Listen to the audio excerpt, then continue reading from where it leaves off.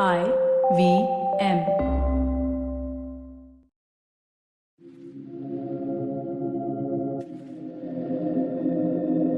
This is Audiogyan, and I am your host Kedar Nimkar. Welcome to a deep dive into the minds of luminaries from the Indian creative world. Today we have Sharad Chauhan with us on Audiogyan. Sharad is a partner and chief designer at GDD, which is an Indian-based design studio founded in 2015. He's an industrial designer with over 13 years of experience, having worked with Whirlpool, Samsung, and now his own venture. I think he's at his core, it's an industrial design, but has been making home appliances. And that's what we are going to talk about and dig further in today's session. So welcome, Sharad, to Audiogyan. And it's a pleasure to have you on the show. Thank you so much, Kedar. Thank you so much for getting me onto your show. It's awesome. Yeah. Awesome. Great. Thanks. I've taken industrial designers ke bahut kam interviews. So I thought I wanted to just dig further how these things are made. It started off with Narendra Ghate, who works at Tata LXI. That was the first one. And then bunch of theoretical ones, one with Tej Chauhan. So there have been like few of them, but not very actively. So I thought I'll pick your brains as to how home appliances are made. And mainly, I understand industrial design is such a vast topic. Almost everything you touch is sort of designed. True, actually. Yeah. So I wanted to start off by, if you can just set the stage by telling us like what all is covered under home appliances when it comes to industrial design.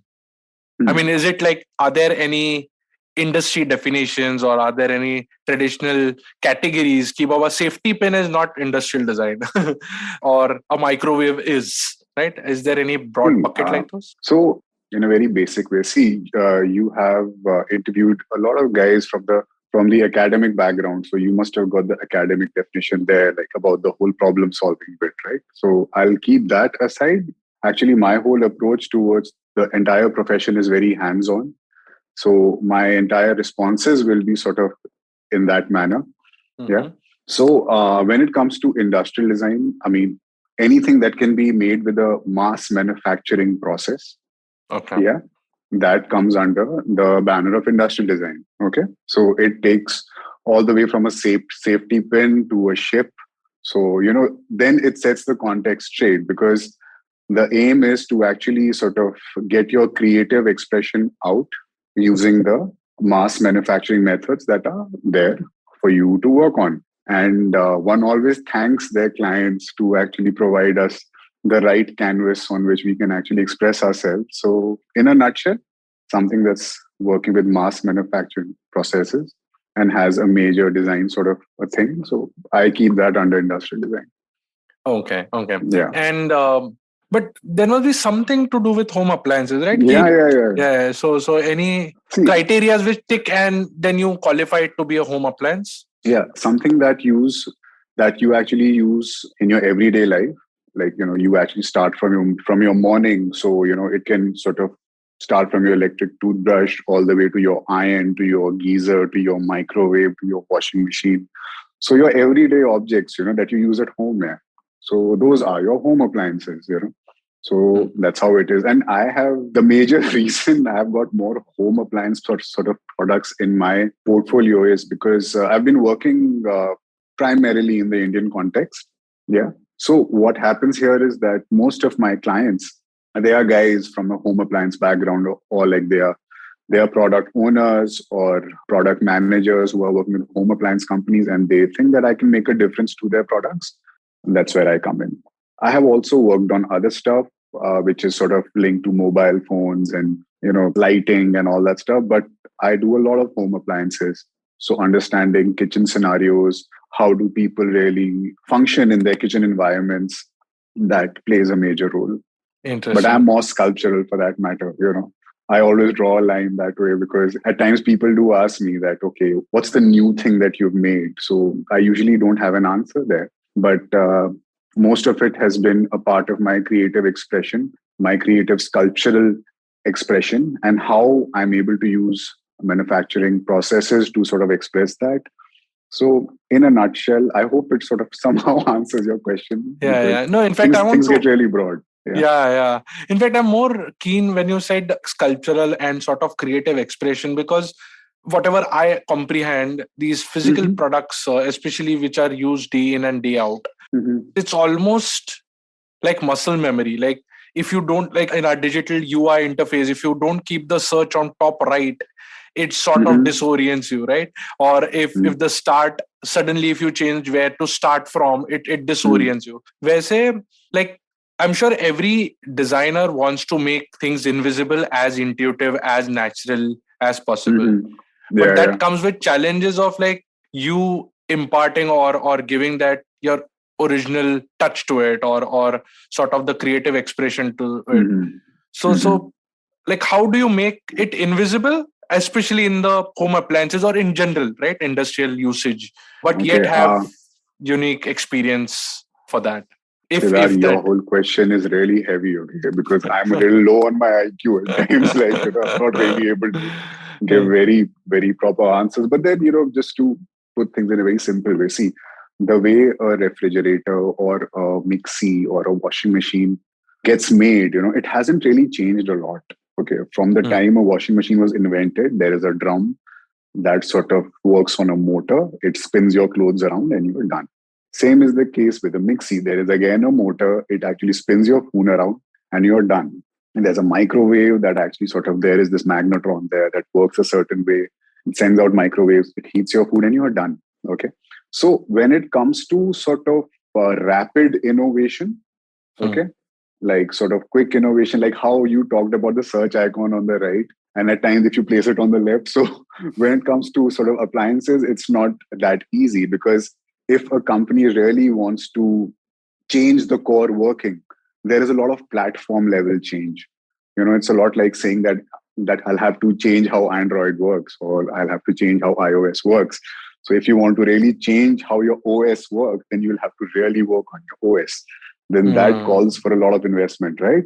Like, you'll have to get a lot of people and get the right sort of developers to work on that and then sort of go forward. So the products I work on a lot these days, okay, because my personal practice is not too old. It's about 5 6 years old. And even before, when I was in Whirlpool and Samsung, I somehow ended up in the home appliance team, because like, for me, the major catch there was that as I finished design school, okay, I finished design school back in 2008. Yeah, 2007 I started working. So 2007, 2008, I finished my design school. Post that, I always wanted to sort of work on those objects where I can sort of express myself in terms of the form and the aesthetics. I always knew what the function is. So as an industrial designer, as a product designer, like, your function is foremost, right? You can't really argue on that or change it in some way or the other, or change it in a very weird way out of your own whim and fancies. But I've always looked for larger products. So home appliance basically has larger products. So I can actually go down and really do something to them so that they start looking differentiated. So that became my key skill set after a point, that sort of, I could make products look differentiated. Like, my key brief used to be at times, I hope I'm on track. I hope I'm not Yes, getting. yes. No, no, Yeah. perfect, perfect. Yeah, yeah, yeah. So my key brief most of the time used to be, dude, make this really nice. Okay. Because as far as the design process goes, I understand. Like, okay, too many people might say, yeah, matlab, Sharad is talking about something which is very skin level. Okay. Very like surface. He's not talking about deep design, but that's how my briefs used to come to me. That, Hmm. make it really sorted, make it really sort of slick.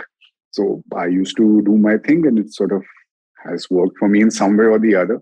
I see most of the industrial designers practicing that and sort of working on those lines. But yeah, that's for me. I really wanted to work on large objects which I could touch and feel, and home appliance seemed to be the right category, because seeing myself work on mobile phones, they're just a black break, man. You can't really do much. Hmm. So because I have been in those projects where I have designed a feature phone, I have designed a couple of smartphones, but then there was not too much I could do there. Probably if I get a project now, I might sort of do something on it. But Hmm. yeah, that's the reason I sort of enjoy doing home appliances.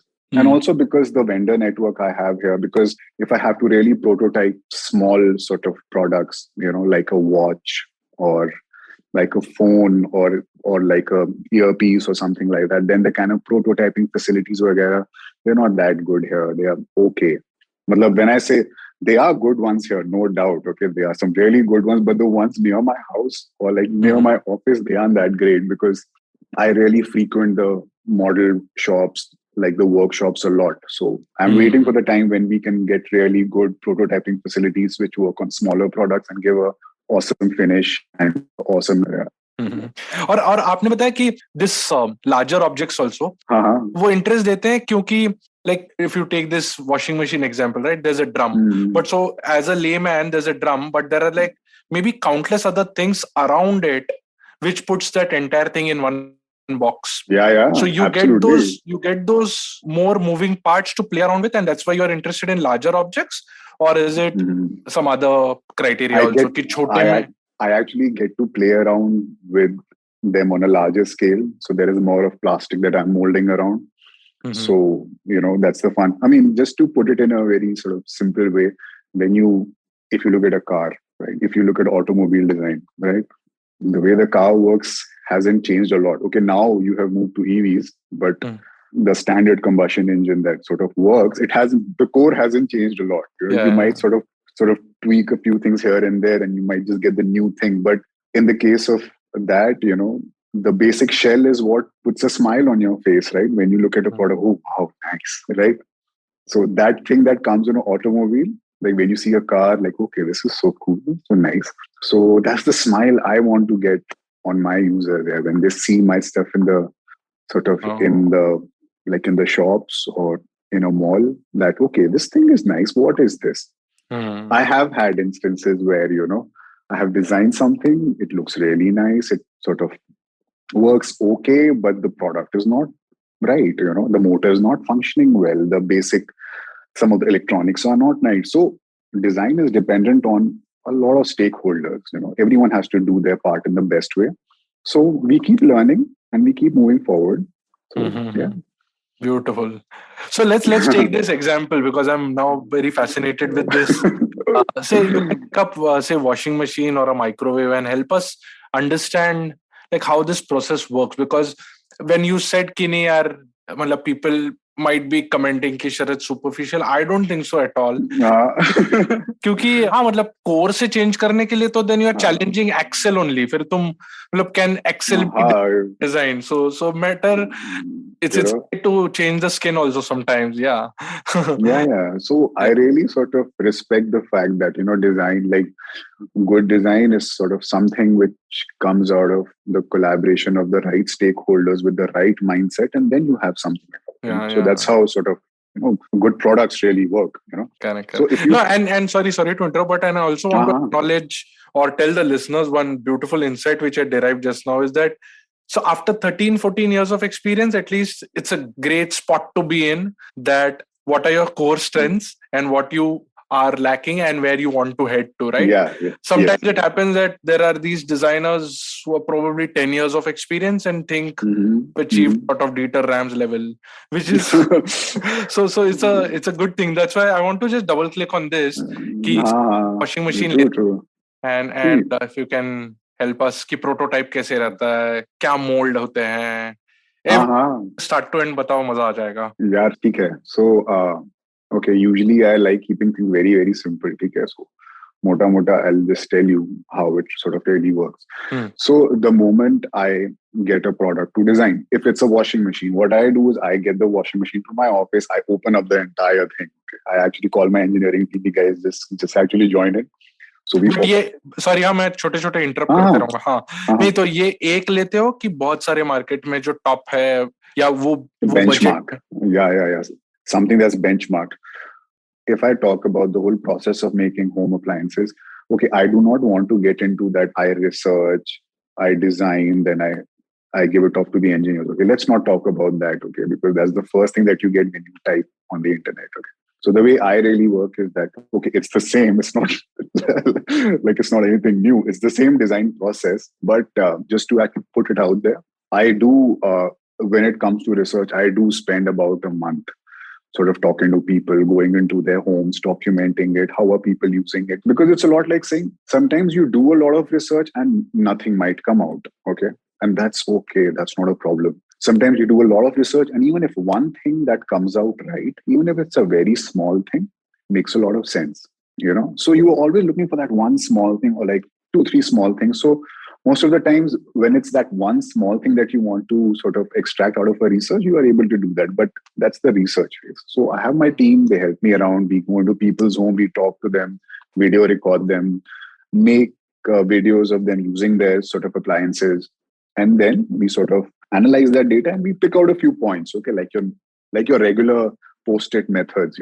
So we actually pick out something, yeah, sure, this is what we'll do. So once when that post-it story is over and you made your presentation, that okay, this is what we have. And yeah. And within that, sometimes these smaller nuances also help the marketing team, maybe, because that's how you're positioning it. Yeah. Absolutely. Because see, my aim is that if I'm working with my stakeholders, I need to get a lot out of the marketing guys also. Yeah, because they have some serious inputs, because they are the ones who will be sort of number crunching and all those things. We don't really number crunch a lot. I mean, at least I don't really number crunch too much. So I give them the right data, which sort of they can process it there. Actually, let me know, Sharad, let's do this. Or why not we try this? Or if we do something very out of the box, it might call for a big investment. So let's go for a smaller idea like that. And let's put this idea in our product. Okay. So that is just one bit. Now, when it comes to actually designing it, okay, what do you really do? So what I do is I actually buy the product. If it's a washing machine, I actually buy one or two of them. I open them up completely. I do a complete product teardown where I look at each part, like how each part is made, how it is coming together, what are the methods in which all these parts are joined together. I build a certain understanding of it since I've been doing it since a while. So that's where the 13 years actually help.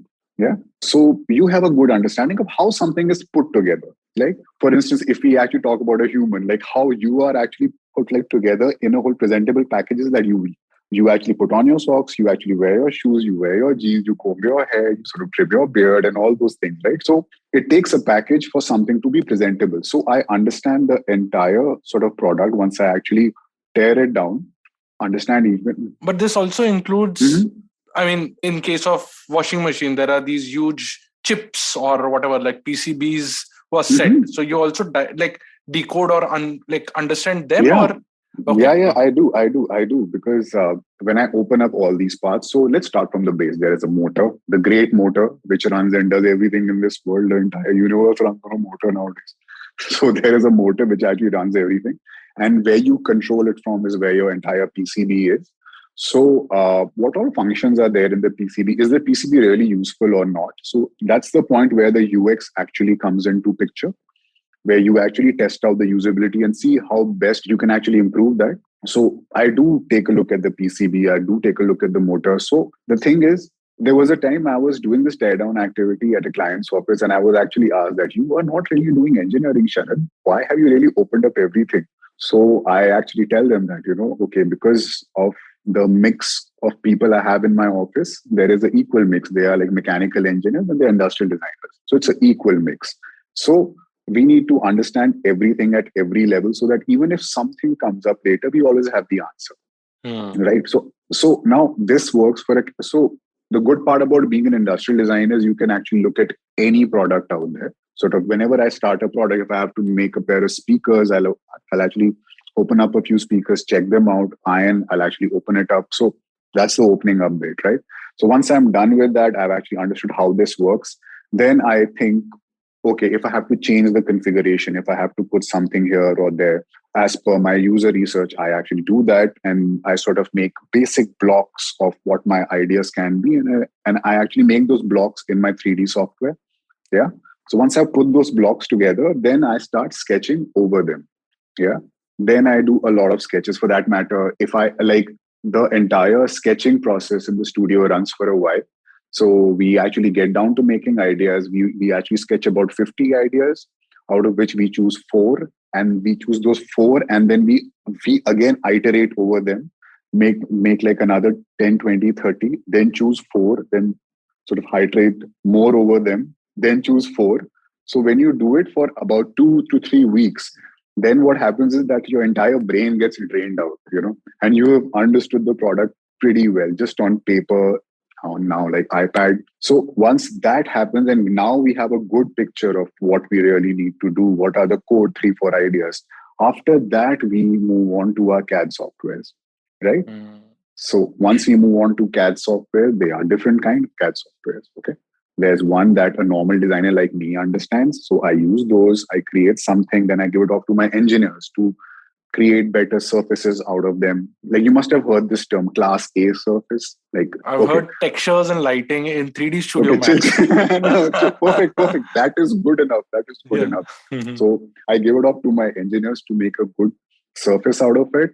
So between that process, I sort of, after going through all this, I actually end up with about 3 to 4 good looking concepts. This is what we need to do, detailed out to a level, because obviously, if you've understood the entire platform, the entire product, you'll end up detailing it in a good way, right?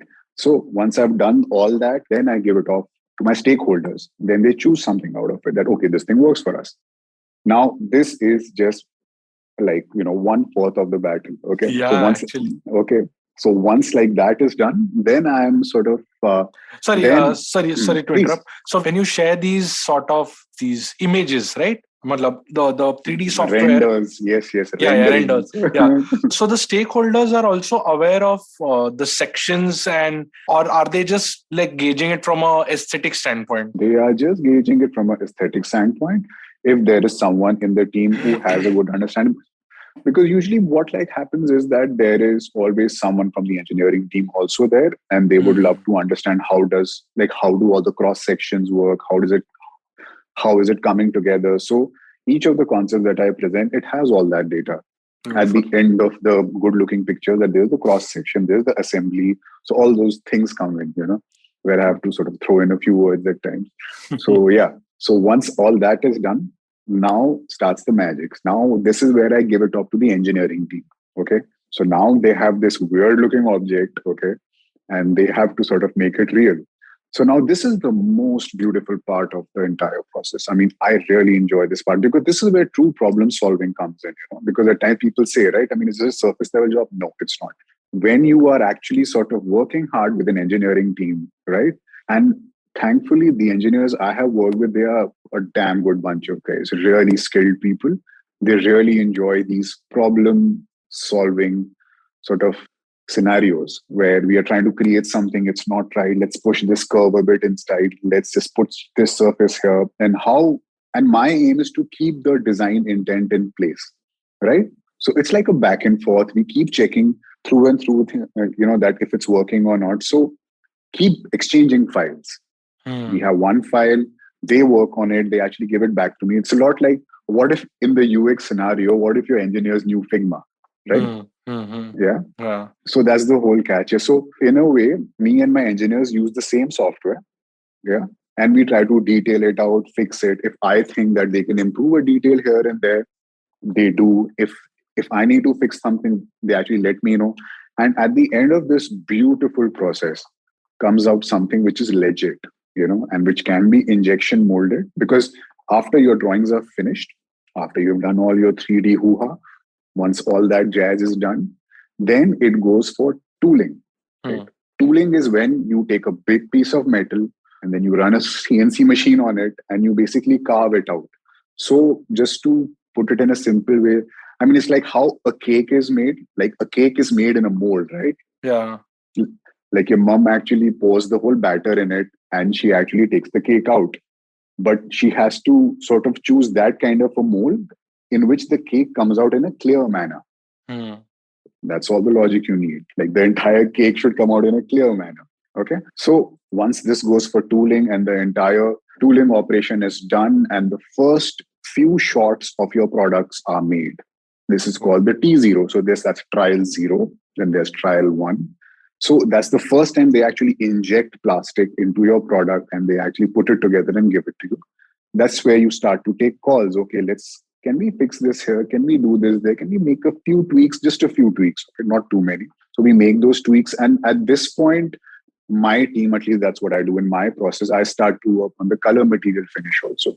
material is mostly plastic based. So it can be polycarbonate, it can be polypropylene, or any of the ABS, so any of those. And we try to work around with colors. We try to work around with finishes, etching. How do we work around with like etching and actually apply the right texture on the right part? So after doing sorry all Sharad that, Sharad sorry sorry to interrupt again but एक बहुत ही curious हो रहा हूँ मैं सो हाँ बोलो बोलो, when you said tooling ना सो हाँ केक में कैसा है कि बोलो, वो जो सांचा होगा उसमें सांचा सांचा, हाँ हाँ उसमें हाँ कुछ like you will put the batter and then it comes batter, हाँ आउट राइट वैसे like how will it work because say washing machine is a hollow piece inside so these components like a drum or the yeah. entire case Those are are, different cases are different and then you put them assembled together or I'm unable to visualize how it works. yeah. See, so every part is molded differently. So Okay. that's like tooling for every piece. Yes. Tooling for Oh. every piece. Now the difference between the cake and like this thing is that the cake is really thick. Okay. So that's what gives it a nice munchy bite. Okay. But if your cake is really thin, it means that the two parts are coming really close, like the parts of the sancha, like the base and the top, they are actually coming really close and keeping it really thin. That's why all the tools are sort of having a very thin wall, about 1.5 mm to 2 mm or something like that. And that's how it comes. I'm really trying to keep it very simple and not make it very tricky for you. So that's how molding works in a very sort of general nutshell. I mean, no, but still, every piece of one washing machine comes out of a die, individual yes, pieces, and exactly. then they're put together, assembled. Yeah. Okay, got it. And the best part is, thanks to the sort of awesome CAD softwares we have these days, we are able to check all the assemblies in the 3D environment first. That's how. And in that step only, you can also identify what all can go in automation, because there might be some pieces, right, which needs a manual intervention every time to bring that.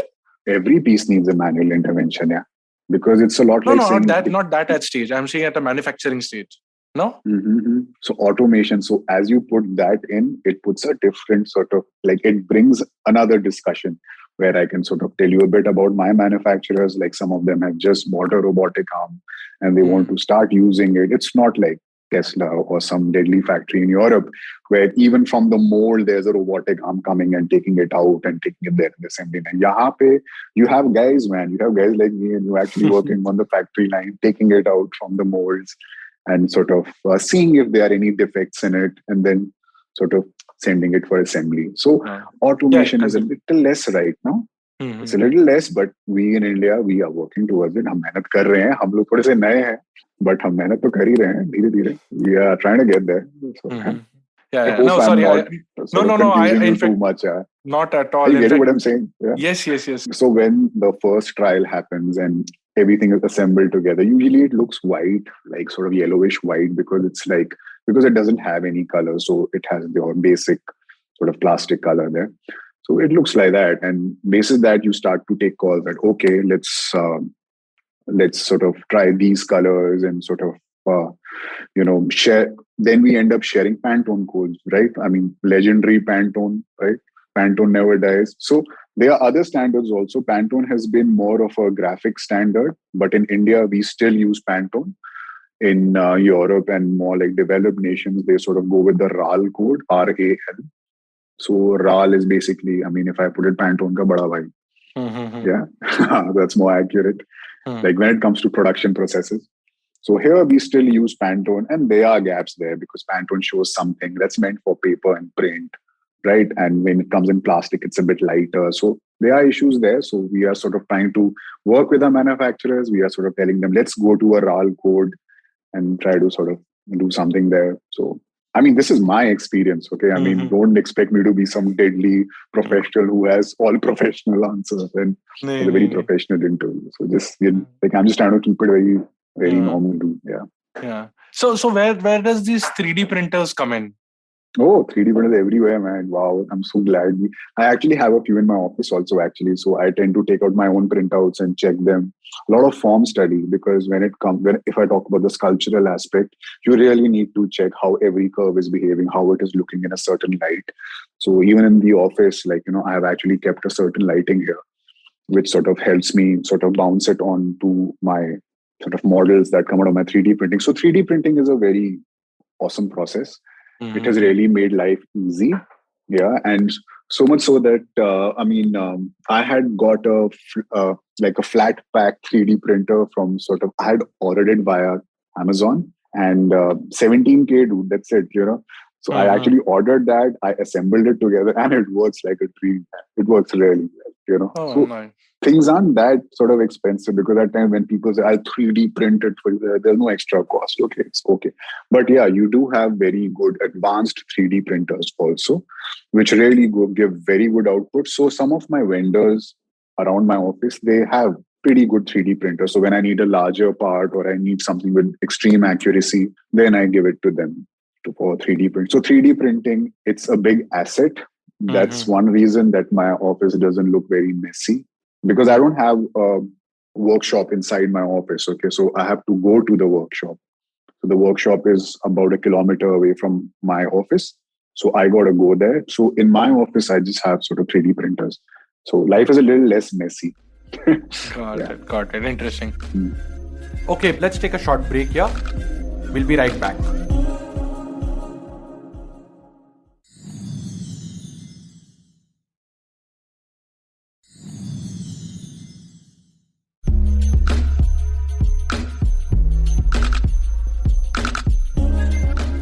Okay, welcome back to the show. So now, suppose the 3D final, what version 1.0 is ready. Now, like Mm-hmm. you iterate, and then like some bit about. I know I don't want to convert this into like a washing machine No, no, creation. it's not washing Or, machine. It's yeah, actually it's applicable actually everywhere. everywhere. Yeah, yeah, Yeah, yeah. yeah, So yeah. don't worry. Yeah. Yeah, No, yeah. but generally, like, what is Mm-hmm. the last mile? Like, once you have locked on the final prototype, from Mm-hmm. there to final manufacturing, and then going Yeah, it yeah. out Once to you users. once you have done the final prototype, that's when you get your final payment. So yeah, that's when you get paid fine. Hmm. You have done your T0 and all that, and all the milestones are done. You've done something fine. So that's all good. Yeah, but once it hits the shelves, yeah, and that's once it hits the shelves, that's where I sort of use my team to sort of I sort of ask them to go on to shop floors, or sort of, sorry, not shop floors, but to shops, and talk to vendors, or talk to shop owners, talk to users, that what do you think about this. So that's when you get the right feedback, that design is okay, design is good, but the dial is not correct, button is not pressing, hinge is not good. So, Hmm. it's those things that make you feel that, okay, design is not the only thing in the world. You know, there has, like, you need to work with your other team players, you need to help them get better, and you need to make sure that whatever you do, sort of works in their favor too, like, because if you make everyone's life difficult, then how will you create a good product? I understand designers are a little, okay, we don't like engineers, we don't like this, we work in a silo. No, it doesn't work. You have to work as a team, right? I think that's what sports teaches you, right? Like, I love basketball, so that sports thing has sort of come into my work as well. So yeah, So true, so true. In fact, I love I was working with engineers. yeah, me too, me too. In fact, I'm designer second, Mm, but like college wise, तो मैंने engineering ही किया है. So I'm not like a qualified designer also or an engineer, but yeah, I was talking to this user one day, and I told him, what about like I work in Jupiter and it has got its own mhm, debit card. So I was saying, वो आपको mhm. मैं debit card दूंगा, उसके ऊपर आपको आपका नाम कैसे लिख के चाहिए. So he was like, he got all like excited, and he said, fancy silver colour lining में मेरा नाम दे दो, मुझे अच्छा Mm. लगेगा, कार्ड फ्लैश करते वक्त बहुत अच्छा लगेगा, I feel proud. Yeah, and yeah. I said sir, वो सिल्वर लाइनिंग के लिए तो प्लान नहीं है, बट आपको मैं 5% कैशबैक दे सकता हूँ. And he flipped Nice. and he flipped, right? He said, हाँ चलेगा चलेगा, I don't mind the silver lining, I don't want, but that 5% Give me cashback is, 5% cashback now. yeah. Now the entire dynamic change, right? So you suddenly Yeah. feel like zero empowered from a design standpoint because you have no say Ah, here. Like you that can't really way, pull the I design, pull a I user totally through get it. design. I totally get it because there's there's this there's this one thing actually that half the time many users don't really know what they want. Are you getting what I'm saying? Unless or until you make it and give it to him. If, for instance, if you do all the stuff that you just told about the debit card that give you silver lettering, shushan, and all that, he might like it. Okay, at that time, जब उससे पूछा हमने कि आपको कैसा लगेगा, बंदे ने देखा ही नहीं है तो क्या बोलेगा? एक बार जब उसके हाथ में आएगा, because I think this was the thing that Steve Jobs had also said like a long time back, like Yeah. during the early days of Apple, that that the consumer really doesn't know what he wants. Like, how will you test out new things with him? Matlab, he'll just say, I don't need this. Okay. Mm. But the day he gets it in his hand, nice. So I really like it. See, now that's the catch. I mean, that's where we as designers have to sort of work and not really get bogged down by users. Not everything that a person says is correct. Yeah. Like, you just because someone has a bad mood, or like there's a bunch of users who are not in the frame of mind and give me random feedback. Okay, I go with the top 70% or 70 to 75% of the average feedback. That's my number. I Mm. always work with that. Any of my discussions, any concept selection, also everything. 75% is my thing. That if it works for the 75% is good enough. You can't just take any random feedback, no? Just because Yeah. it's a user. Like, no, a user is good, okay. Like, I'm joining hands for a best person in the world, but let me do my job also. I'll make you smile, man. Uh, true, very true. Like a user won't really know what. Matlab, before the fancy sort of Lamborghini Urus actually came out, like, did the user know that that's how a SUV can look? No, okay. But once he saw it, wow, awesome, Yeah. right? So we got a surprise. We are in the business of surprising some way, Yeah. Yeah. हाँ Yeah. वो एक अलग लंबा है ना? philosophical ओहो, discussion है कि भारी वाला. तुमको like do you बहुत have to भारी वाला. see or do you have to observe? But chalo, हाँ. we'll get into this thing later.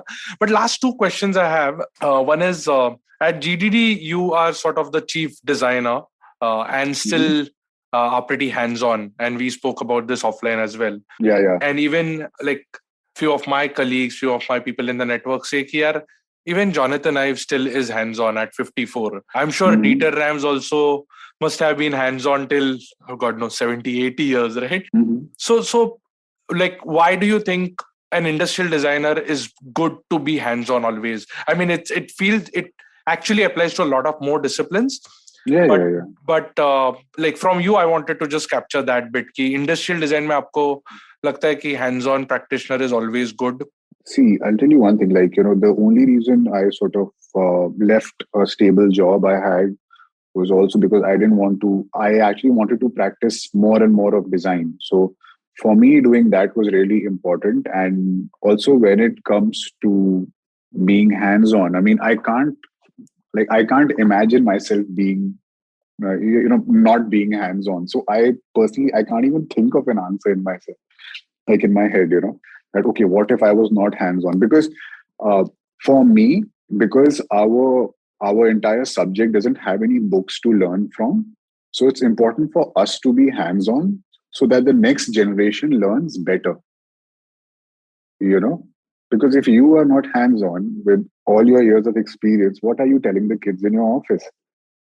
How are you passing on that baton, you know and sort of taking things there. So once, because this is what happens, right? When you're there in the studio, you have your junior team, which is there, and you see them struggling with a few things. And then you go to their machine, give them a bit of a demo, they understand, right?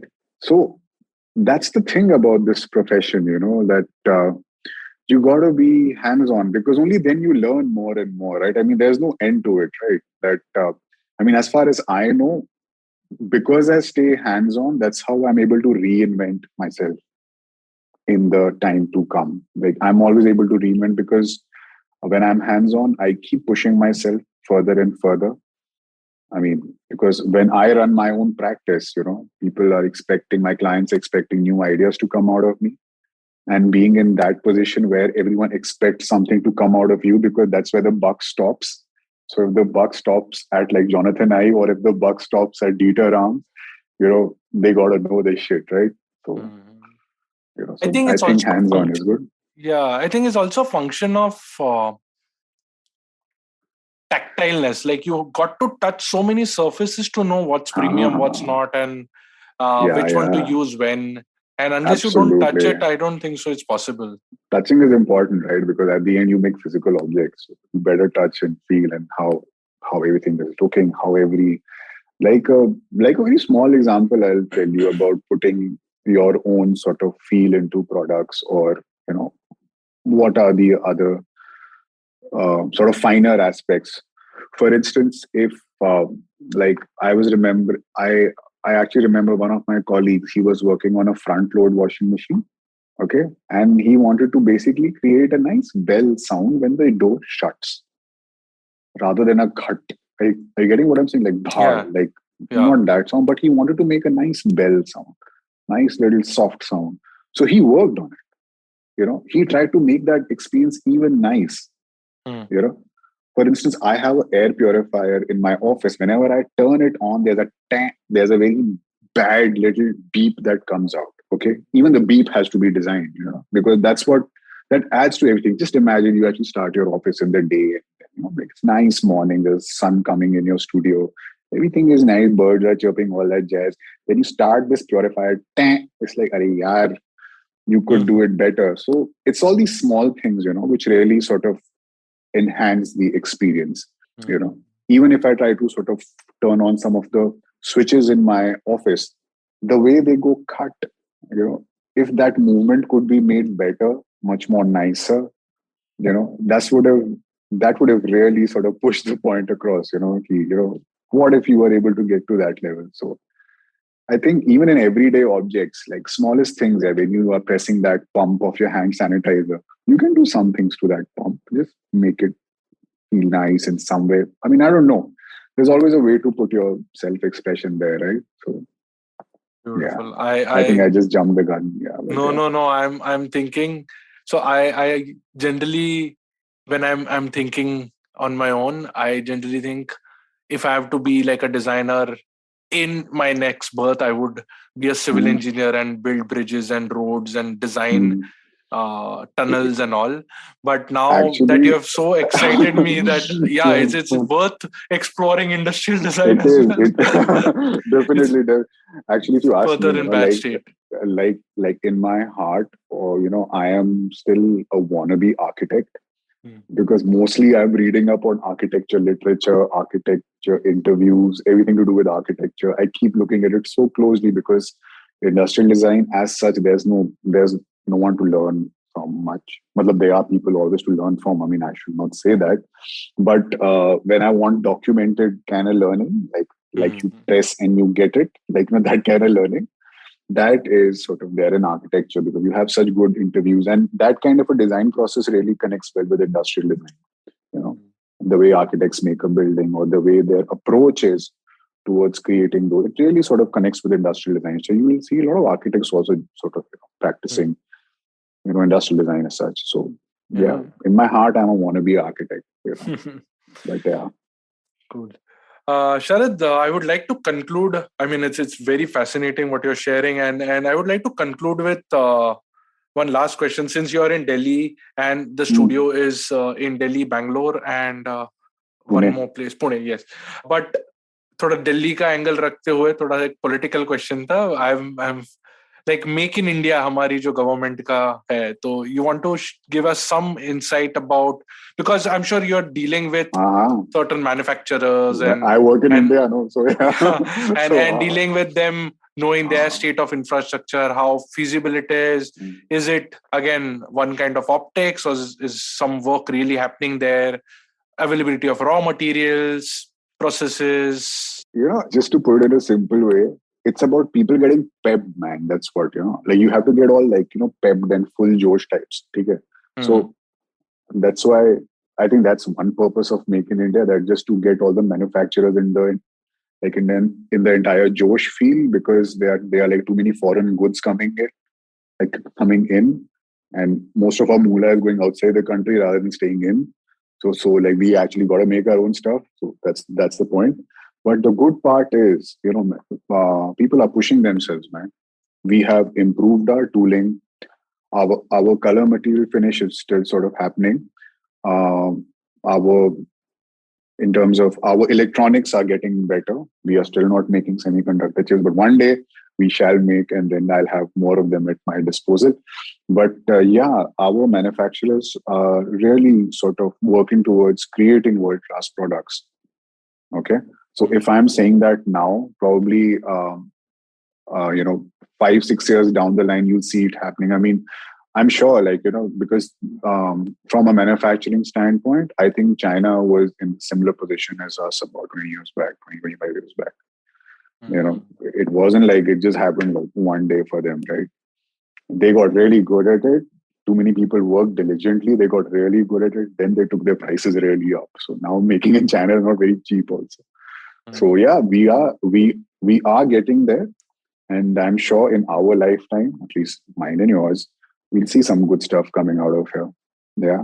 But it takes a while seeing how we work and our approach to work. When I say our, I mean all of us, okay?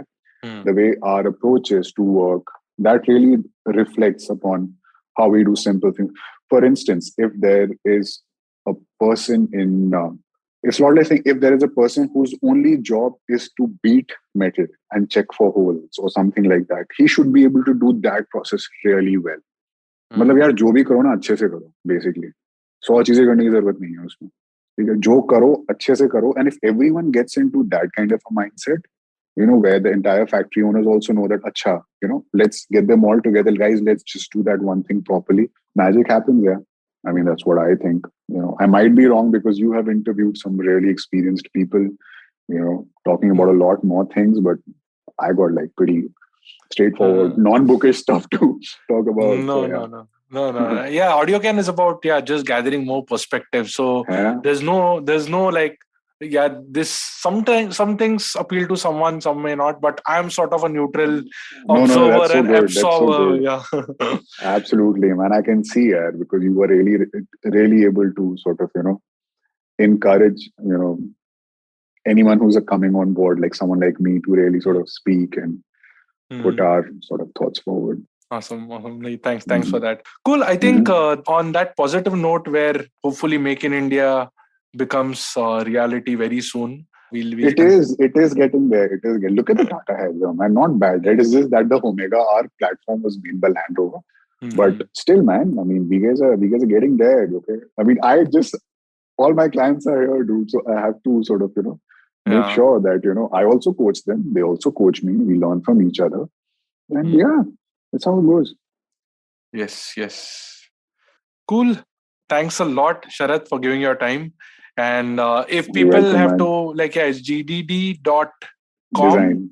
gdd.design. Okay, my bad. Like my website, I'm actually reworking the website. So I think they should get there in about a month's time. That'll be better. Okay. So it's gdd.design. So we have a studio based in Pune and in Delhi. And it's run by me and my partner. My partner is Saibal Datta. He takes care of the UX wing. So I'm Sharad. I take care of the ID wing. So ours is a complete product design studio. So we work on a lot of IoT linked stuff, digital, physical, mixing it up, this, that. So it's crazy. It is so surprising when you talk to my partner about industrial design, you feel like you are talking about industrial design. And wait till I start talking about UX, just awesome. Sort of joking. I'm not good at it. It's great. I'll put all these links in the show notes also. Once again, so thanks and all the best. Looking forward to start using some of your products which are designed in. Sure. Awesome, cool. And that's it from today's Gyan session. For show notes and more Gyan, visit audiogyan.com. If you like this podcast, please don't forget to check our other interesting podcast on IVM Network. You can listen to us on IVM Podcast app, ivmpodcast.com, or any of your favorite podcasting apps. To stay tuned, follow us on Twitter and Instagram at IVM Podcast. And if you wish to connect with me, I am at Audiogyan Moments on Instagram. Until then, take care.